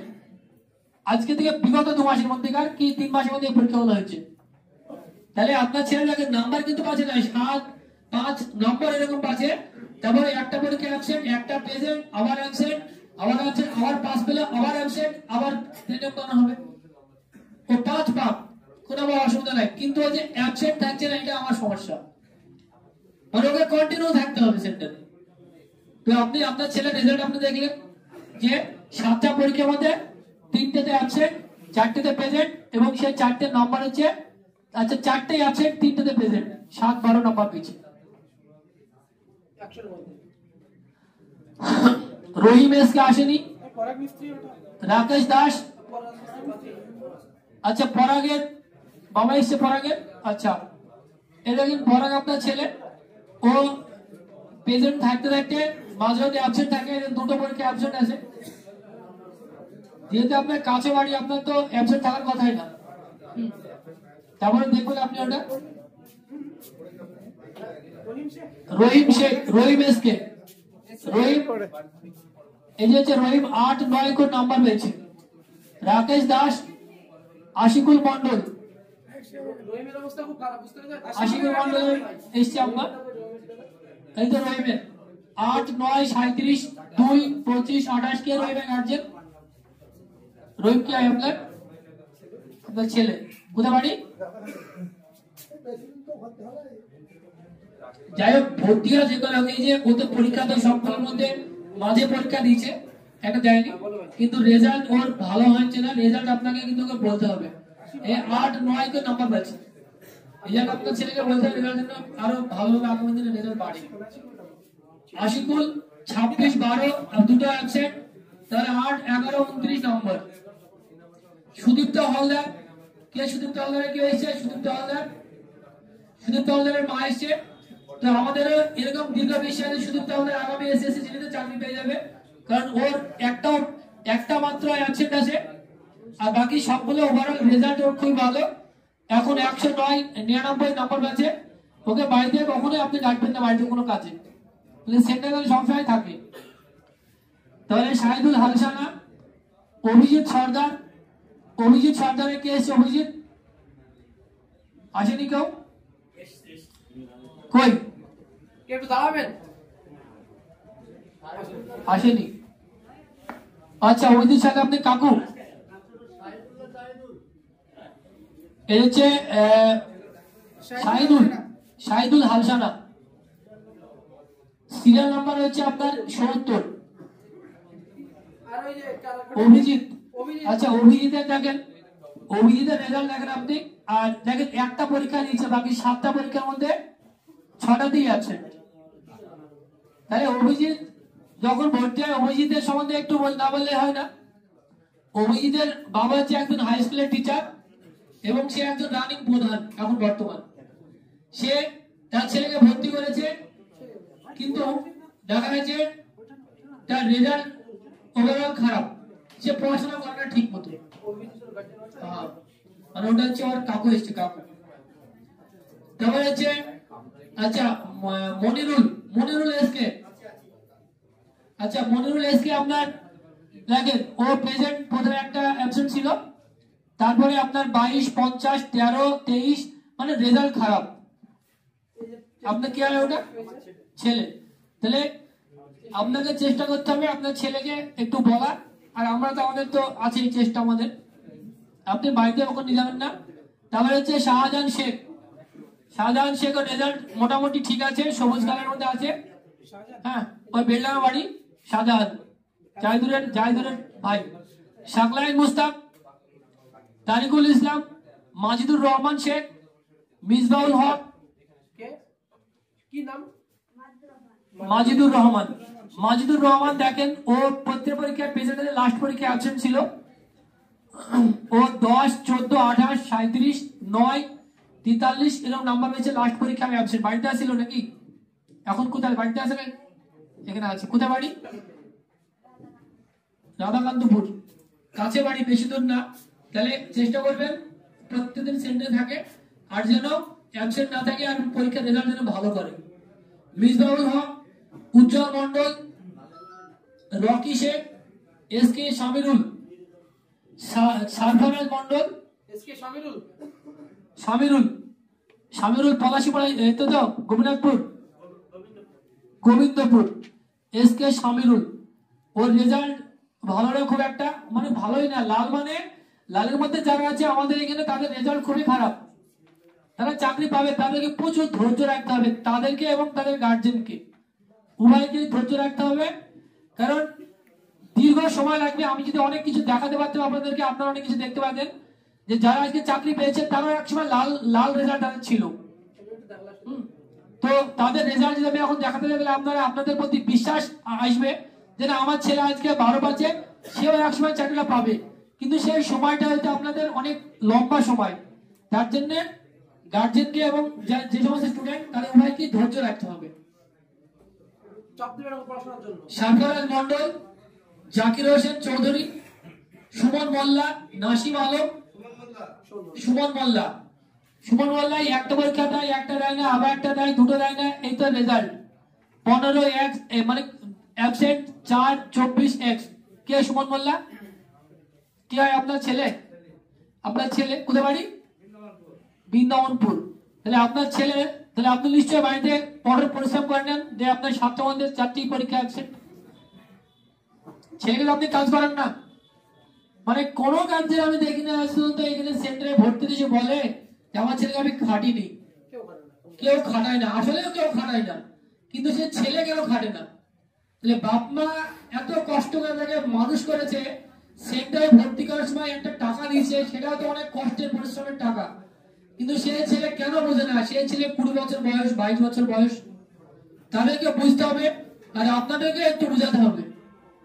বলবেন ছেলেকে আপনি এই যে 7টা পরীক্ষার মধ্যে 4টেতে অ্যাবসেন্ট, 3টে পরীক্ষা দিয়েছে, নম্বর যাই পাক, অ্যাবসেন্ট কেন থাকবে?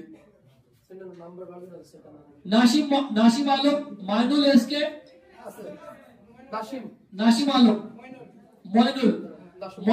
মইনুল এসকে, ও হচ্ছে 3টে পরীক্ষা অ্যাবসেন্ট, 24, 53, 27 আর হচ্ছে 43 নম্বর। কে মইনুলের গার্জেন? আচ্ছা, মইনুলের কে? তোমার মইনুল ভাই, বাড়ি কোথায়? বর্ধমান বাড়ি। তাহলে তোমার ভাই এখন লাস্টের রেজাল্টটা ভালো করছে, 43 পেয়েছে কলকাতা পুলিশের রেজাল্টের মধ্যে। ওকে তুমি বলবা, তাহলে ও আগামীতে যেহেতু 53 পেয়েছিল একটা টাইমে, আবার 53 মানে কি, ও হচ্ছে আপ ডাউন করে রেজাল্টের। ওকে বলবা সঠিকভাবে পড়াশোনা করতে। তাহলে হচ্ছে নাসিম আলমের আপনি মা।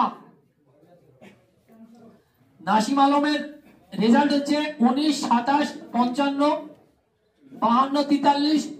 ওর রেজাল্ট ও যদি চায়, মানে ওর যা ক্যাপাসিটি আছে, ও যদি মনে করে আমি পড়বো, ওর যদি জেদ থাকে মনের ভিতরে, তাহলে অবশ্যই চাকরিটাও পেতে পারে। তার জন্য দীর্ঘ সময়ের আপনাকে অপেক্ষা করতে হবে। সেটা হতে পারে 2 বছর, হতে পারে 3 বছর, কিন্তু চাকরি পেতে গেলে সময় লাগবে।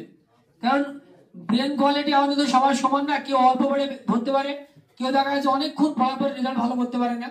তো যারা দুর্বল হলে কি হবে? মেন সমস্যা যে অ্যাবসেন্টে, সে নম্বর কম পাচ্ছে, আমার কোনো সমস্যা নাই, তাকে আমি 4 বছর থাকতে দেবো। হ্যাঁ, তাহলে ইমরান মন্ডল, মন্ডলের কি আছে? আচ্ছা, ওই তো আপনার, হ্যাঁ ঠিক আছে।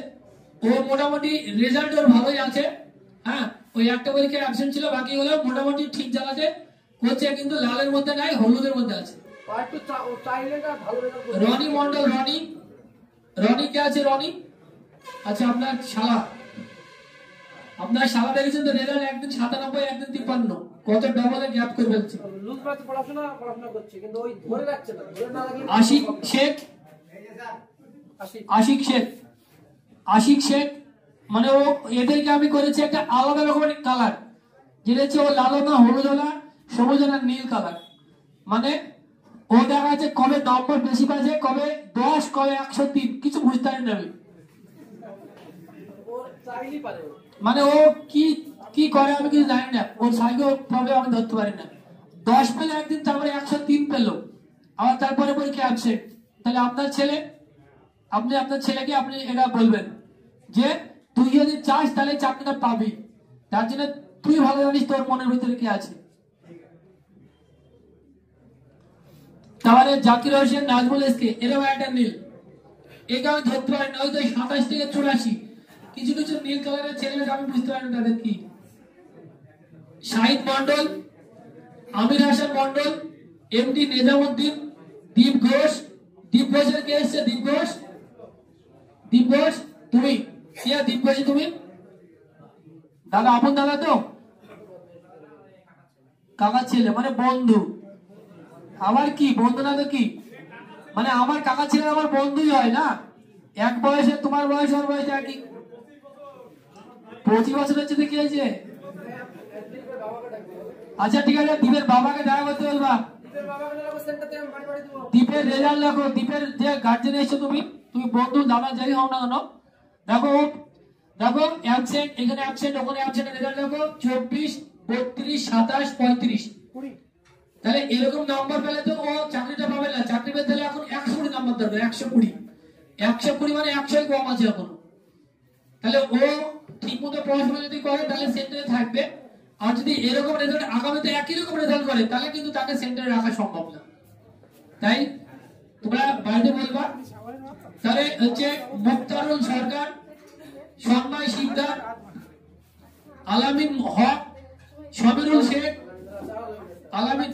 আলামিনের, আচ্ছা আপনি আলামিনের বাবা তো, আচ্ছা আপনি আলামিনের সেদিন রাতে ফোন করেছিলেন, আপনাকে রেজাল্টটা বলা হয়নি। হ্যাঁ, তো রেজাল্টটা দেখেন, আপনার ছেলে রেজাল্ট, ওভারঅল রেজাল্ট কিন্তু ভালো না। ওর প্রেজেন্টটা মোটামুটি ঠিক আছে, একদিন অ্যাবসেন্ট ছিল।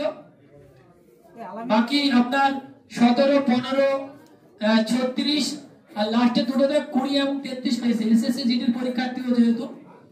তো আপনার সাথে কথা হয়, আপনি ফোন করবেন আর ওকে চেঞ্জ রাখবেন, চেষ্টা করবেন চাকরি যেন হয়। শামিরুল শেখ ছেলে আপনার পলাশীপাড়া, গোপীনাথপুর বাড়ি, গোপীনাথপুর। তো আপনার ছেলে রেজাল্ট হচ্ছে আজ থেকে 2 বছর আগে এই রেজাল্ট, এখনো এই রেজাল্ট। আমি ওকে এটা বলেছিলাম ওকে যে ওর রেজাল্ট, আমি কিছু কিছু ছেলের রেজাল্ট আমি 2 বছর আগে থেকে খেয়াল রাখছি, ওর কোনো পরিবর্তন আমি খুঁজে পাচ্ছি না। ও কিন্তু সামান্য কারণে কিন্তু ওদের চাকরি নাও পায় না, এই 1-2 নম্বরের জন্য পাবে না। সে আপনি ওকে বলবেন, আর আমি তো বলবোই, আমি তো বলি ওর প্রেজেন্ট সবকিছু ঠিক আছে, কিন্তু ওর নাম্বার মানে ওর বাড়েও না কমেও না, একই জায়গা আছে। যে জায়গাটা এই নাম্বারটাতে ও চাকরি পাওয়ার জায়গাতে, যদিও এখনো ইডব্লিউএস করেছে বলে ওর রেজাল্ট এখন মোটামুটি ঠিক আছে ওই তুলনা স্বরূপ, কিন্তু ও যদি ইডব্লিউএস না করতো তাহলে কিন্তু ওর চাকরি পাওয়া খুব টাফ বিষয় ছিল।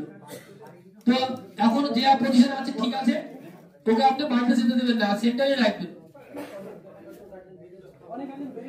আচ্ছা, আর যারা গার্জেন, যারা যেহেতু অনেকজনের বাড়িতে দূরে, হ্যাঁ, আর এইভাবে তো আমরা সব দেখাতে গেলে তো অনেক সময়ের, দীর্ঘ সময়ের ব্যাপার, এটা দেখানো সম্ভব না, অনেক সময় লাগবে।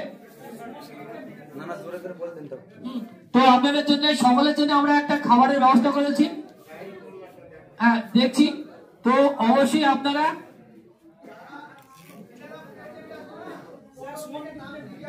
বলে দেন।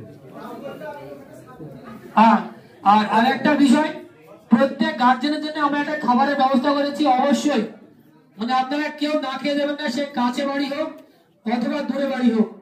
আর যাদের দূরে বাড়ি যাওয়ার খুবই সমস্যা, তারা হয়তো যেতে পারবে না, তারা সেন্টারে থাকবে না, তাদের জন্য থাকার ব্যবস্থা হবে অবশ্যই। আপনার ছেলে যখন থাকে আপনার এক রাতের ব্যবস্থা হবে। আপনারা যদি দূরে বাড়ি হয়, কারণ অনেকজনের দূরে বাড়ি, তাদের যাওয়ারও দরকার নেই, তারা সেন্টারে থাকবেন আজকের মতো, কালকে যাবেন। আর খাবার দাবার যারা কাছে বাড়ি প্রত্যেকের জন্যই খাবারের ব্যবস্থা করেছি।